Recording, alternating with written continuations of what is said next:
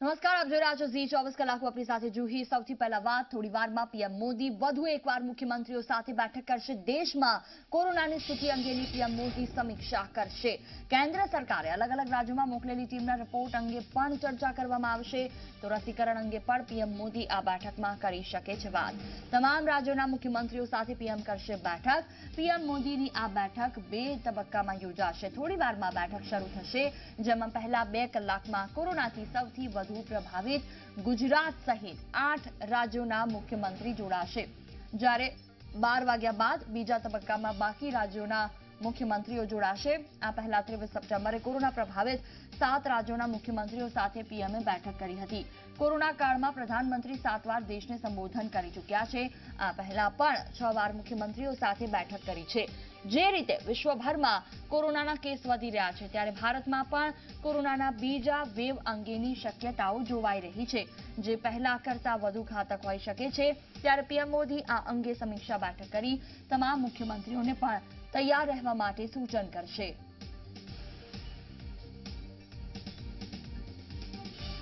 ગાંધીનગરથી સંવાદદાતા હિતલ પારેખ અમારી સાથે ફોન લાઈન પર જોડાયા છે। આ સાથે દિલ્હીથી સંવાદદાતા હિતેન વિછલાણી પર। સૌથી પહેલા ગાંધીનગર જઈએ। જી હિતલ, જે રીતે પહેલો જે તબક્કો છે, જેમાં 8 સંવેદનશીલ રાજ્યો, ગુજરાતનો પણ સમાવેશ થાય છે, પ્રધાનમંત્રી સાથે આજે મુખ્યમંત્રી વાતચીત કરશે, શું વિગતો? જી જોઈ, ચોક્કસ એવું કહી શકાય કે પ્રધાનમંત્રી નરેન્દ્ર મોદી આજે 2 તબક્કામાં વિડીયો કોન્ફરન્સ દ્વારા માધ્યમથી મુખ્યમંત્રીઓ સાથે વાતચીત કરવાના છે। પહેલો તબક્કો 10 વાગે શરૂ થશે, જેમાં 8 રાજ્યોના મુખ્યમંત્રીઓ સામેલ હશે, જેમાં ગુજરાતમાંથી મુખ્યમંત્રી વિજય રૂપાણી પણ સામેલ હશે। 8 રાજ્યોમાં કોરોનાના કેસોની સ્થિતિ સેકન્ડ વેવ આવ્યો હોય એ પ્રકારે નિર્માણ થઈ રહી છે, ત્યારે જે સાવચેતીના પગલાં લેવાની વાત છે તેનું માર્ગદર્શન આપવામાં આવશે અને રાજ્યો તરફથી જે સૂચનો છે એને પણ સાંભળવામાં આવશે। આ તમામ વસ્તુઓ આગામી દિવસોમાં નવી ગાઈડલાઈન માટે પણ ખૂબ મહત્વની સાબિત થશે, એ પ્રકારે આ બેઠકનું આયોજન કરવામાં આવ્યું છે। ત્યારે બીજા તબક્કામાં વેક્સિનનો તબક્કો છે। વેક્સિન ડિસેમ્બર કે જાન્યુઆરીના અંત સુધીમાં ભારતને મળી શકે તેવી શક્યતાઓ છે। ત્યારે વેક્સિનનું વિતરણ કેવી રીતે કરવું અને કઈ પ્રાયોરિટીમાં કરવું, એમાં રાજ્યોના પોતાના સૂચનો શું છે। આ બીજા તબક્કાની બેઠક જે છે વિડીયો કોન્ફરન્સ એ 12 વાગે શરૂ થશે, જેમાં તમામ રાજ્યોના મુખ્યમંત્રીઓ સામેલ હશે। એટલે આ બંને તબક્કા ખૂબ મહત્વપૂર્ણ માનવામાં આવે છે અને પ્રધાનમંત્રી દ્વારા સીધી રીતે આના પછી જે ડિસેમ્બર મહિનો શરૂ થઈ રહ્યો છે ત્યારે કેવા પ્રકારના પગલાઓ ભરી શકાય જેનાથી કોરોનાને કંટ્રોલમાં લઈ શકાય, આ તમામ મુદ્દાઓની ચર્ચા વિચારણા કરવામાં આવશે। જી બિલકુલ, જોડાયેલા રહેજો અમારી સાથે। દિલ્હીથી સંવાદદાતા હિતેન વિછલાણી પર જોડાયા છે અમારી સાથે। જી હિતેન, પ્રધાનમંત્રી આજે 7મી વખત સંબોધન કરી રહ્યા છે તમામ રાજ્યોના મુખ્યમંત્રીઓ સાથે। પહેલા તબક્કામાં ગુજરાતના મુખ્યમંત્રી પણ જોડાવાના છે, શું વિગતો? આજે પ્રથમ તબક્કો છે, તેમાં ગુજરાત, દિલ્હી, મહારાષ્ટ્ર, પશ્ચિમ બંગાળ જેવા રાજ્યો છે જ્યાં કોરોનાના કેસીસ સતત વધી રહ્યા છે, તેવા 8 રાજ્યોના મુખ્યમંત્રીઓ છે, તેમની સાથે આ અલગથી પ્રથમ 2 કલાકમાં બેઠક કરવામાં આવશે 10 થી 12 વાગ્યા સુધીમાં, જેમાં તે રાજ્યો તરફથી શું પગલાં ઉપાડવામાં આવ્યા છે કોરોનાને કંટ્રોલ કરવા માટે તેની વિગતો મેળવવામાં આવશે। તો તેની સાથે સાથે કેન્દ્ર સરકાર તરફથી રાજ્યને કઈ મદદો જોઈએ છે તેના વિશે પણ જે છે તે ચર્ચા જે છે તે આ બેઠકની અંદર નિશ્ચિત તौर પર કરવામાં આવશે।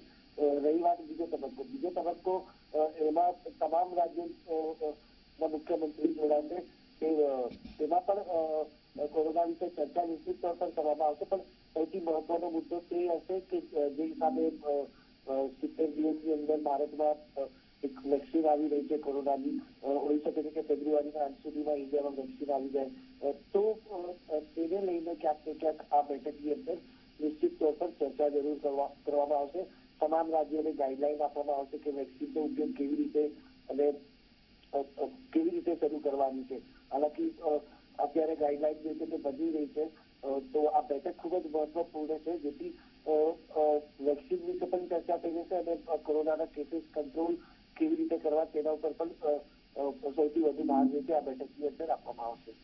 બિલકુલ, તમામ જાણકારી બદલ આભાર હિતેન, અને હિતલ આપનો પણ ખૂબ ખૂબ આભાર। તો થોડી વારમાં પીએમ મોદી મુખ્યમંત્રીઓ સાથે બેઠક કરશે। પહેલી બેઠકમાં ગુજરાત સહિત અન્ય રાજ્યોના મુખ્યમંત્રીઓ પણ જોડાશે। કુલ 8 રાજ્યોના મુખ્યમંત્રીઓ પહેલા તબક્કામાં જોડાશે, જેમાં કોરોનાના કેસ સતત વધી રહ્યા છે।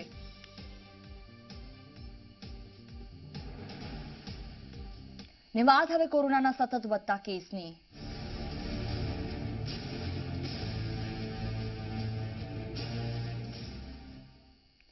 અમદાવાદમાં કોરોનાના દર્દીઓને વડોદરા લઈ જવામાં આવશે. વડોદરામાં 100 બેડની કોવિડ હોસ્પિટલ તૈયાર કરવામાં આવી. આજવામાં ન્યૂ લાઈફ હોસ્પિટલમાં 100 બેડની વ્યવસ્થા કરવામાં આવી છે.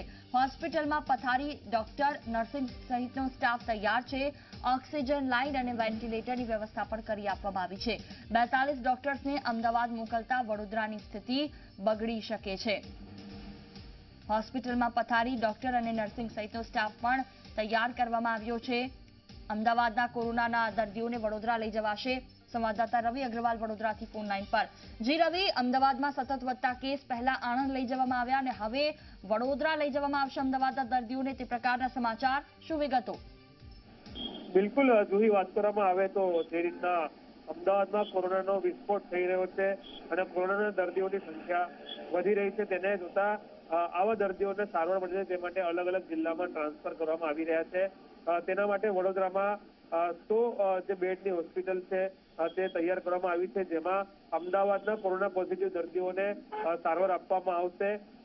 તે માટે આજવા ગામમાં આવેલી જે ન્યૂ લાઈફ હોસ્પિટલ છે તેમાં આ 100 બેડની વ્યવસ્થા ઉભી કરવામાં આવી છે, જેમાં આ તમામ સુવિધાઓ દર્દીઓને મળી રહે તે માટેની ખાસ તકેદારી રાખવામાં આવી છે. તે ઉપરાંત કોઈ દર્દીને ઓક્સિજન કે વેન્ટિલેટર પર રાખવાની જરૂર ઊભી થાય તો તેની પણ સુવિધા રાખવામાં આવી રહી છે. આમ કહી શકાય કે જે રીતના વડોદરામાં પણ હવે અમદાવાદના દર્દીઓને લાવવામાં આવશે, તેના પરથી સમજી શકાય છે કે અમદાવાદની પરિસ્થિતિ કયા પ્રકારની હશે. બીજી તરફ વડોદરામાં પણ કોરોનાના દર્દીઓની જે સંખ્યા છે તે વધી રહી છે અને તેવામાં સરકાર વડોદરાના તબીબોને અમદાવાદ જે ટ્રાન્સફર કરી રહી છે ત્યારે સવાલ એ થઈ રહ્યો છે કે જ્યારે વડોદરાની પરિસ્થિતિ બગડશે તો તે કઈ રીતના કંટ્રોલ થશે અને કઈ રીતના વડોદરાના લોકોને સારવાર મળશે તે અત્યારે સવાલ ઉભો થઈ રહ્યો છે. જોઈ બિલકુલ, તમામ જાણકારી બદલ આભાર. તો અમદાવાદના કોરોનાના દર્દીઓને વડોદરા લઈ જવામાં આવશે. વડોદરામાં 100 બેડની કોવિડ હોસ્પિટલ તૈયાર કરાઈ છે. અમદાવાદ મહાનગરપાલિકાના ડેપ્યુટી એમસી સહિતના ડીવાયએમસી સહિતના 4 અધિકારીને પાછલા 6 મહિનામાં ફરી કોરોના પોઝિટિવ આવ્યો છે. છેલ્લા 5 દિવસમાં મહાનગરપાલિકાના ભાજપ નેતા અમિત શાહ સહિત કેટલાક કોર્પોરેટર પણ કોરોના પોઝિટિવ આવ્યા છે. મહાનગરપાલિકામાં એક ડીવાયએમસી, એસ્ટેટ વિભાગના 1 અધિકારી, વિજિલન્સ વિભાગના 1 અધિકારી સહિત 4 થી વધારે અધિકારીઓ, કર્મચારીઓ ફરી કોરોનાની ઝપેટમાં આવ્યા, જેમાં મોટાભાગના અધિકારી અને કર્મચારીઓ હોમ આઇસોલેશનમાં છે. અમદાવાદમાં 8 ડોક્ટર સહિત કુલ 13 દર્દીને બીજી વખત કોરોનાનો ચેપ લાગ્યો છે, જેમાં હેરિટેજ વિભાગના ડેપ્યુટી જનરલ મેનેજરનું કોરોનાથી મોત થઈ ચૂક્યું છે. અમદાવાદમાં દિવાળી બાદ સતત કોરોનાના કેસ વધી રહ્યા છે, ત્યારે ફરી વખત કોરોનાની ઝપેટમાં આવતા દર્દીઓ પણ વધતા તંત્રની મુશ્કેલીઓ વધી ગઈ છે. ત્યારે આવા સમયે અમદાવાદના નાગરિકોને ખૂબ સાવચેતીથી રહેવાની જરૂર છે. વધુ માહિતી સાથે સંવાદદાતા અર્પણ કાયદાવાલા ફોન લાઈન પર જોડાયા છે. જી અર્પણ, જે રીતે છેલ્લા 5 દિવસમાં મહાનગરપાલિકાના ભાજપના નેતા સહિત અનેક લોકોના કોરોના રિપોર્ટ પોઝિટિવ આવ્યા છે, શું વિગતો? જોઈ, જે રીતે અમદાવાદ શહેરમાં કોરોના સંક્રમણ વધ્યું છે, તમામ લોકો આનાથી સંક્રમિત થઈ રહ્યા છે. તેમાં મ્યુનિસિપલ કોર્પોરેશનના અધિકારીઓ હોય કે પછી શાસક પક્ષના નેતા હોય કે અન્ય કોર્પોરેટર, તેઓ પણ બાકી નથી. આપણે સમયાંતરે અહેવાલ દર્શાવતા રહીએ છીએ કે આ વ્યક્તિ પોઝિટિવ આવ્યા, આ વ્યક્તિ પોઝિટિવ આવ્યા, પરંતુ આ સમાચારની વચ્ચે સૌથી મહત્વની બાબત છે મ્યુનિસિપલ કોર્પોરેશનના દક્ષિણ ઝોનના જે ડેપ્યુટી મ્યુનિસિપલ કમિશનર છે, આઈએએસ કક્ષાના છે, 6 મહિનામાં બીજી વાર તેઓ પોઝિટિવ આવ્યા છે. આ એક ખૂબ જ મહત્વની અને સૂચક બાબત છે, કારણ કે ગત મે મહિનામાં પણ તેઓ પોતાના ડ્રાઈવરના સંપર્કમાં આવ્યા બાદ પોઝિટિવ માલુમ પડ્યા હતા અને આ વખતે ફરી તેઓ પોઝિટિવ આવ્યા છે. આ વખતે મહત્વની વાત એ છે કે તેમના પત્ની પણ પોઝિટિવ આવ્યા છે. એટલે કહી શકાય કે એકવાર કોરોના સંક્રમિત થઈ ગયેલા વ્યક્તિ જે લાંબા ગાળા સુધી સંક્રમિત નથી થતા તેવા જે મેડિકલના અહેવાલો છે તેની સામે આ એક રેર કિસ્સો છે, કારણ કે 6 જ મહિનામાં આ જે ઉચ્ચ અધિકારી છે તે પોઝિટિવ આવ્યા છે. હાલના તબક્કે તેઓ હોમ આઇસોલેશનમાં છે, પરંતુ આ પ્રકારે જે પુનઃ સંક્રમિત થઈ રહ્યા છે તેને લઈને પણ મ્યુનિસિપલ કોર્પોરેશનનું જે તંત્ર છે, આરોગ્ય વિભાગ, તે હવે ચિંતિત બન્યું છે. બિલકુલ, તમામ જાણકારી બદલ આભાર અર્પણ. તો એએમસીના ડીવાયએમસી સહિત 4 અધિકારીઓને ફરી કોરોના થયો છે, જે ખૂબ ગંભીર બાબત. હવે કોર્પોરેટર્સ પર બાકાત નથી, પરંતુ આ સાથે તેમને બીજી વખત કોરોના થતા પરિસ્થિતિ આગામી સમયમાં હજી પણ કેવી હોઈ શકે છે તે અનુમાન લગાવી શકાય. તાપીમાં ટેસ્ટ વગર જ એક યુવકને પોઝિટિવ જાહેર કરાયો. તાપી જિલ્લા આરોગ્ય વિભાગની આ ગંભીર બેદરકારી સામે આવી છે. સોનગઢનો યુવક ટેસ્ટ વગર જ કોરોના પોઝિટિવ જાહેર થયો છે. યુવકના પિતાએ અધિકારીઓ પાસે ફરિયાદ નોંધાવી છે. જિલ્લા આરોગ્ય અધિકારીએ તપાસના આદેશ આપ્યા. વધુ માહિતી સાથે સંવાદદાતા નરેન્દ્ર અમારી સાથે ફોનલાઈન પર. નરેન્દ્ર, તાપીમાં ટેસ્ટ વગર જ એક યુવકને પોઝિટિવ જાહેર કરાયો. કેવી રીતે આ સમગ્ર ઘટના પ્રકાશમાં આવી? જી ચોક્કસથી જુવી જણાવી દઉં કે જો કોઈ કોરોના દર્દીનો ટેસ્ટ કરવામાં આવે ત્યારે પોઝિટિવ રિપોર્ટ આવતો હોય છે, પરંતુ તાપી જિલ્લામાં એક અનોખી ઘટના બની છે. જે 20 વર્ષનો યુવક છે તે મોટી ખેરવાણ ગામનો છે. એના કોઈ પણ જાતના ટેસ્ટ કરાવ્યા વગર જ એનો રિપોર્ટ પોઝિટિવ આવી ગયો હતો. આ જે રિપોર્ટમાં યુવકનું નામ આવતા જે આરોગ્ય વિભાગની ટીમ જ્યારે એને હોમ ક્વોરન્ટાઇન કરવા માટે ઘરે ગઈ હતી ત્યારે યુવકના પિતાને આ વાતની ખબર પડી હતી અને યુવકના પિતાએ જણાવ્યું હતું કે અમે કોઈ પણ જાતનો ટેસ્ટ કરાવ્યો નથી, કોઈ પણ જાતના લક્ષણ નથી, તે છતાં પણ આ રીતે મારા છોકરાનો રિપોર્ટ કેવી રીતે પોઝિટિવ આવ્યો એ બાબતે પિતાએ જિલ્લા કલેક્ટર અને આરોગ્ય વિભાગને આ જાણ કરી હતી. સમગ્ર જે ઘટના બની છે તેથી જોઈ શકાય છે કે જિલ્લા આરોગ્ય વિભાગની સમગ્ર ઘટના જે આવી છે તેમાં ગંભીર બેદરકારી દેખાઈ રહી છે. આને લઈને જે પિતાએ ફરિયાદ કરતા જિલ્લા આરોગ્ય અધિકારીએ આ ઘટના કેવી રીતે બની, કેવી રીતે એના સેમ્પલ લાયા છે, કયા પ્રકારની ભૂલ થઈ છે તે પ્રકારના તેનો તપાસનો આદેશ આપ્યો છે. જી બિલકુલ, તમામ જાણકારી બદલ આભાર. તો તાપીમાં ટેસ્ટ વગર જ યુવકને પોઝિટિવ જાહેર કરાયો હતો. જો કે આ સમગ્ર ઘટના પ્રકાશમાં આવતા તાપી જિલ્લા આરોગ્ય વિભાગની આ ગંભીર બેદરકારી સામે આવી છે. અન્ય રાજ્યોની સરખામણીમાં ગુજરાતમાં કોરોનાથી સાજા થવાનો રિકવરી રેટ ઓછો છે. એટલે કે જે લોકોને કોરોના થાય છે તેમાં સાજા થવાનો દર ગુજરાતમાં ઓછો છે. રિકવરી રેટમાં ગુજરાત ટોપના 20 રાજ્યોમાં પણ નથી. 91.20% રિકવરી રેટ સાથે ગુજરાત દેશમાં 23મા સ્થાને છે. દેશમાં સૌથી વધુ રિકવરી રેટ ધરાવતા રાજ્યોમાં આસામ 98.10% રિકવરી સાથે પ્રથમ નંબર પર આવે છે. ગુજરાતમાં વાત કરીએ તો નવસારીમાં સૌથી વધુ 98.40% રિકવરી રેટ છે. તો ગુજરાતમાં અમદાવાદમાં 88.70% રિકવરી સાથે 25મા સ્થાને છે. દેશમાં આસામમાં કોરોનાના 2.11 લાખ કેસ સામે 2.7 લાખ દર્દીઓ સાજા થયા છે. સૌથી વધુ દર્દીઓ સાજા થવાના મામલે દાદરાનગર હવેલી 97.80% સાથે બીજા સ્થાન પર છે. તો આંધ્રપ્રદેશ 97.60% સાથે ત્રીજા, બિહાર 97.30% સાથે ચોથા અને ઓડિશા 97.20% સાથે 5મા સ્થાને છે.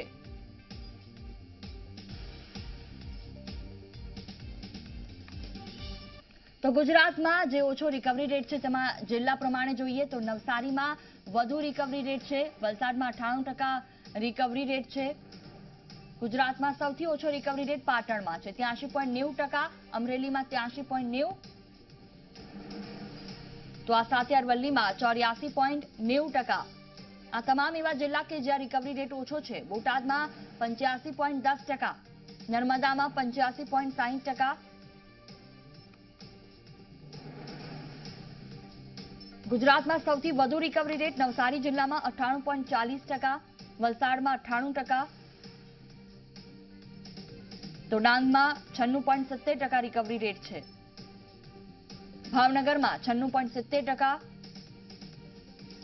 તો પોરબંદરમાં 96.70% રિકવરી રેટ. આ તમામ એવા જિલ્લા કે જ્યાં સૌથી વધુ લોકો રિકવર થઈ રહ્યા છે. કોરોનાનો ચેપ લાગ્યા બાદ સ્વાદ અને સુગંધનો અનુભવ ન થવા એ સામાન્ય લક્ષણ છે. આ જ લક્ષણો ચિંતામાં પણ વધારો કરે છે. જોકે નિષ્ણાંતોએ દાવો કર્યો છે કે કોરોનાનો ચેપ લાગ્યા બાદ સ્વાદ અને સુગંધ ન અનુભવાય તે સારો સંકેત છે, કારણ કે જે દર્દીઓમાં આ લક્ષણો જોવા મળ્યા તેમનું સ્વાસ્થ્ય નબળું થવાનું જોખમ ઓછું રહે છે. ભારતીય ડોક્ટર્સની એક ટીમે દાવો કર્યો છે કે આ લક્ષણો સારા સંકેત આપે છે. સ્વાદ અને સુગંધ ગુમાવતા દર્દીઓમાં ગંભીર બીમારી થવાનું જોખમ ઓછું થઈ જાય છે. આ સમસ્યા 4 અઠવાડિયામાં ઠીક થઈ જાય છે. આ દાવો એટલે પણ કરવામાં આવ્યો છે કારણ કે આઈસીયુમાં કોરોનાની સારવાર માટે જે દર્દીઓને દાખલ કરવામાં આવ્યા હતા તેમાંથી કોઈને આ લક્ષણો નહોતા અનુભવાયા. આવા દર્દીઓને ઓક્સિજનની પણ જરૂર નથી હોતી. તેઓ મોટા ભાગના કિસ્સામાં ઘરેથી જ સારવાર લઈ શકે છે.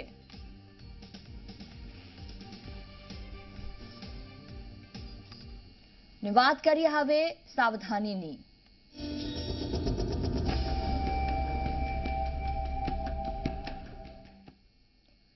કચ્છના બચાવમાં ઉડ્યા સોશિયલ ડિસ્ટન્સના ધજાગરા. સામખિયાળી રેલવે સ્ટેશન પર ઉમટી લોકોની ભીડ. રેલવે સ્ટેશન પર નિયમોનું પાલન નથી કરાતું. રેલવે સ્ટેશન પર કોરોનાની ગાઈડલાઈનના ધજાગરા ઉડ્યા છે. કચ્છના બચાવમાં સોશિયલ ડિસ્ટન્સના ધજાગરા ઉડ્યા. સામખિયાળી રેલવે સ્ટેશન પર લોકોની ભીડ ઉમટી છે. રેલવે સ્ટેશન પર નિયમોનું પાલન નથી કરાતું. વધુ માહિતી સાથે સંવાદદાતા રાજેન્દ્ર ઠક્કર ફોનલાઈન પર જોડાયા છે. જે રાજેન્દ્ર, કચ્છના બચાવમાં આજે વિડીયો સામે આવ્યો. ના સોશિયલ ડિસ્ટન્સ છે, ના કેટલાક લોકોના મોઢે માસ્ક પણ છે. કોઈ કાર્યવાહી કરવામાં આવે છે કે કેમ? જો વાત કરીએ તો ભચાઉના સામખિયાળી રેલવે સ્ટેશન ઉપર સોશિયલ ડિસ્ટન્સના ધજાગરા ઉડાવ્યા એ ઘટનાનો વિડીયો સામે આવ્યો છે. રેલવે સ્ટેશન પર લોકો જે છે ટોળા વળેલા છે. રેલવે સ્ટેશન પર કોઈ જાતની ગાઈડલાઈન, જે કોરોના ગાઈડલાઈન છે એનું પાલન પણ નથી કરાતું. કોઈ માસ્ક પણ નથી કરતું અને સોશિયલ ડિસ્ટન્સ જળવાતો નથી, જે એક ચિંતાનો વિષય છે. જી જોઈ. બિલકુલ, તમામ જાણકારી બદલ આભાર. તો આજે વિડીયો સામે આવ્યો છે જે કોરોનાને આમંત્રિત કરતો હોય તે પ્રકારનો આ વિડીયો. કેટલીક જગ્યા પર સોશિયલ ડિસ્ટન્સ નથી તો કેટલાક લોકોએ માસ્ક નથી પહેર્યા.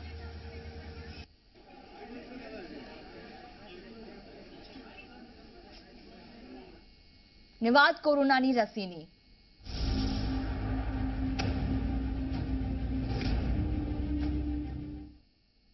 વિશ્વમાં હાલ કોરોનાની 11 રસીની રેસ ચાલી રહી છે, જેમાં ઓક્સફર્ડ યુનિવર્સિટી અને બ્રિટનની ફાર્મા કંપની એસ્ટ્રાઝેનેકા દ્વારા સંયુક્ત રીતે વિકસાવાઈ રહેલી રસીને 70% સુધી સફળતા મળી છે. એસ્ટ્રાઝેનેકાએ આપેલી માહિતી અનુસાર રસીના 2 ડોઝ 1 મહિનાના અંતરે આપવાના થાય છે, જેના પહેલા ડોઝ પછી 90% અને બીજા ડોઝ પછી 62% સફળતા મળી હતી, જેથી સરેરાશ 70% સુધી સફળ થયાનું સંશોધકોએ જણાવ્યું હતું. આ રસી ભારત સહિત જગતના અનેક વિકાસશીલ દેશો માટે ઉપયોગી સાબિત થઈ શકે છે. ઓક્સફર્ડની રસી ફ્રીઝરના બદલે ફ્રીજના તાપમાનને સાચવી શકાય તેમ છે, જેથી રસીને સાચવવા માટે અલગ વ્યવસ્થાની જરૂર નહીં પડે, જેથી કંપની આ રસીની વિવિધ દેશોમાં મંજૂરી મળે એ માટે તૈયારી શરૂ કરી રહી છે. દરેક દેશના ધારાધોરણ થોડા ઘણા અલગ હોવાથી દરેક વખતે મંજૂરીની પ્રક્રિયામાંથી પસાર થવું પડતું હોય છે. ત્યારે આ રસીનો ઇમરજન્સીમાં ઉપયોગ કરવાની મંજૂરી મેળવવા માટે કંપની વર્લ્ડ હેલ્થ ઓર્ગેનાઇઝેશન પાસે પણ જવાની છે. ઓક્સફર્ડ એસ્ટ્રાઝેનેકા ત્રીજી રસી છે જે દુનિયા માટે આશા જગાવી છે. આ પહેલા અમેરિકી કંપની ફાઇઝરની રસીને 95% ને અમેરિકાની જ બીજી કંપની મોડર્નાને 94.5% સુધી સફળતા મળી છે.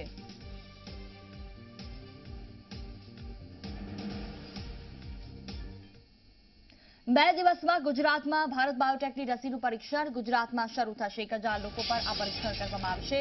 રાજ્યમાં કોરોનાના કેસ વધતા રસીનું પરીક્ષણ સ્થગિત કરવામાં આવ્યું, જે ફરી જલ્દી શરૂ કરવામાં આવશે. સૂત્રો પાસેથી મળતી માહિતી અનુસાર 1-2 દિવસમાં રસી ગુજરાતમાં આવી જશે, જેને અમદાવાદની 16 સિવિલ હોસ્પિટલમાં રાખવામાં આવશે. આ રસીનું 5 હોસ્પિટલમાં 1000 લોકો પર પરીક્ષણ કરવામાં આવશે. જેમને રસી આપવામાં આવનારી છે તે સ્વયંસેવકોને આઇસોલેશનમાં રાખવાના હોય છે, પરંતુ કોરોના કેસ વધતા હોસ્પિટલમાં બેડ ઘટી રહ્યા હતા, જેથી પરીક્ષણ પાછું ઠેલવવામાં આવ્યું. કોવેક્સિન એ સ્વદેશી રસી છે, જેની અસરકારકતા 70% હોવાનો દાવો કરવામાં આવ્યો, જેનું હાલ 3જા તબક્કાનું પરીક્ષણ ચાલી રહ્યું છે.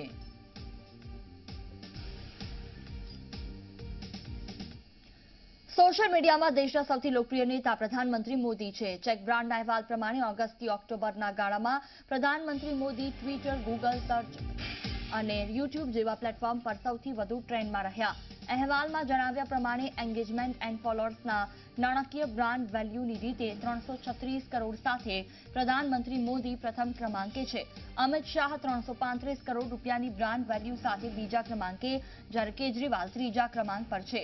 3 મહિનાના ગાળામાં ચેક બ્રાન્ડે 55% રાજકીય નેતાઓ તેમજ સોશિયલ મીડિયા પર દબદબો ધરાવતા 500 લોકોના ઓનલાઈન સેન્ટિમેન્ટનું વિશ્લેષણ કર્યું હતું, જેમાં આ તારણો સામે આવ્યા છે. જેમાં પીએમ મોદી 2171 ટ્રેન્ડ સાથે મોખરે છે. નોંધપાત્ર ટ્રેન્ડ ધરાવતા નેતાઓમાં આંધ્રપ્રદેશના સીએમ, પશ્ચિમ બંગાળના મુખ્યમંત્રી મમતા બેનર્જી, રાહુલ ગાંધી સહિતના નેતાઓનો સમાવેશ થાય છે.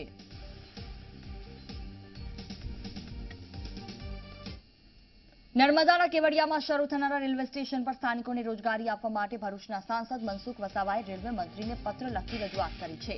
સ્થાનિક બેરોજગારીને નોકરી આપવા માટે આ રજૂઆત કરવામાં આવી કેવડિયામાં આવેલી સરદારની સૌથી ઊંચી પ્રતિમાને કારણે તેનો સારો વિકાસ થઈ રહ્યો છે. સાથે અહીંયા અદ્યતન રેલવે સ્ટેશન પણ બની રહ્યું છે, જેથી ત્યાં રોજગારની તકો વધી શકે છે. ત્યારે આ રોજગારી સ્થાનિકોને મળે તેવી સાંસદે રેલવે મંત્રી પિયુષ ગોયલને પત્ર લખી રજૂઆત કરી છે. ભારત સરકારે ડભોઈથી કેવડિયા સુધીની રેલવે લાઇન લંબાવી છે અને જે ટ્રેન ટૂંક સમયની અંદર વડોદરાથી ડભોઈ અને ડભોઈથી ચાણો થઈને કેવડિયા સુધી આવશે. અને આ રેલવે સ્ટેશન કેવડિયાનું અદ્યતન પ્રકારની સુવિધાથી એ બનવાનું છે. મેં રેલ મંત્રીને પત્ર લખ્યો છે કે સ્ટેચ્યુ ઓફ યુનિટીમાં પણ સ્થાનિક લોકોને રોજગાર ધંધા અપાય છે. એ જ રીતે આ પ્રકારનું જે રેલવે સ્ટેશન બનવાનું છે અને રેલવે સ્ટેશન બન્યા પછી એમાં સ્થાનિક લોકોને રોજગારી મળે એ માટે મેં આગ્રહ રાખ્યો છે. આ રેલવે સ્ટેશન બન્યાથી અનેક પ્રકારના સ્ટોલથી માંડીને રોજગાર ધંધાથી માંડી ક્યાંક નોકરી, સીધી નોકરી, એટલે ઘણા બધા રેલવે સ્ટેશન સાથે જોડાયેલા પાસામાં બધા લોકોને રોજગાર મળવાનો છે. તો સ્વાભાવિક છે કે સ્થાનિક લોકો જે કેવડિયા કોલોની છે કે નર્મદા જિલ્લાના લોકો જેવી લાયકાત ધરાવે છે. તાપી જિલ્લાના વ્યારા તાલુકાના ખેડૂતે બ્લેક રાઇસનું સફળ રોપણ કરી નવતર પ્રયોગ કર્યો છે. દક્ષિણ ગુજરાતના ખેડૂતો માટે ડાંગર મુખ્ય પાક છે, ત્યારે વર્ષોથી ખેતી કરતા અજય ગામિત નામના ખેડૂતે બ્લેક રાઇસનું વાવેતર કર્યું છે, જેમાં તેમને સફળતા મળી. અન્ય ડાંગર કરતા તેનો ઉતારો ઓછો આવે છે, પરંતુ તેના ભાવ ખૂબ જ સારા મળે છે. દેશના અન્ય રાજ્યોમાં બ્લેક રાઇસની ખેતી થાય છે, ત્યાં હવે તાપીના ખેડૂતોએ તેને ઉગાડવાની શરૂઆત કરતા સ્થાનિક ખેતીવાડી બજાર પણ તેમને મદદ કરી રહ્યું છે. બ્લેક રાઇસ એ કેન્સર, ડાયાબિટીસના દર્દીઓ માટે મદદરૂપ થાય છે. છત્તીસગઢથી મંગાવ્યું અને રોપણી કરી.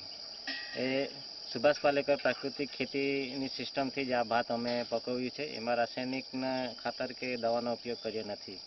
એટલા માટે કે એના ફાયદા છે કે આપણે ખાઈએ તો સ્વાદમાં પણ સારું લાગે અને સ્વાસ્થ્ય માટે પણ સુગર અને પ્રેશરને પણ કંટ્રોલમાં રાખે છે એવું સાંભળવા મળ્યું છે. અને ભાવ પણ એના સારા મળે છે. એટલા માટે અમે 1 એકર બ્લેક રાઇસની રોપણી કરી હતી. એમાં અમને 1 કિલોના 300 થી 400 રૂપિયાનો ભાવ મળી રહે છે. આ સાથે બુલેટિનમાં હાલ બસ આટલું જ. નમસ્કાર.